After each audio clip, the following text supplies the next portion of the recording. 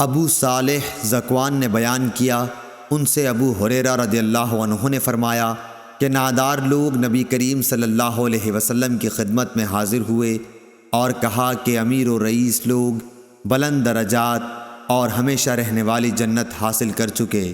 حالانکہ جس طرح ہم نماز پڑھتے ہیں وہ بھی پڑھتے ہیں، اور جیسے ہم روزے رکھتے ہیں وہ بھی رکھتے ہیں۔ مال و دولت کی وجہ سے انہیں ہم پر فوقیت حاصل ہے کہ اس کی وجہ سے وہ حج کرتے ہیں، عمرہ کرتے ہیں، جہاد کرتے ہیں اور صدقے دیتے ہیں، اور ہم محتاجی کی وجہ سے ان کاموں کو نہیں کر پاتے۔ اس پر آپ نے فرمایا کہ لو، میں تمہیں ایک ایسا عمل بتاتا ہوں کہ اگر تم اس کی پابندی کرو گے تو جو لوگ تم سے آگے بڑھ چکے ہیں انہیں تم پالو گے، اور تمہارے مرتبے تک پھر کوئی نہیں پہنچ سکتا، اور تم سب سے اچھے ہو جاؤ گے،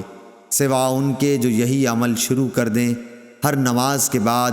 33 مرتبہ تسبیح، سبحان اللہ، تحمید، الحمدللہ، تکبیر، اللہ اکبر کہا کرو۔ پھر ہم میں اختلاف ہو گیا، کسی نے کہا کہ ہم تسبیح 33 مرتبہ، تحمید 33 مرتبہ اور تکبیر 34 مرتبہ کہیں گے۔ میں نے اس پر آپ صلی اللہ علیہ وسلم سے دوبارہ معلوم کیا تو آپ صلی اللہ علیہ وسلم نے فرمایا کہ سبحان اللہ اور الحمدللہ، اللہ اکبر کہو، تاکہ ہر ایک ان میں سے 33 مرتبہ ہو جائے۔ صحیح بخاری حدیث نمبر 843۔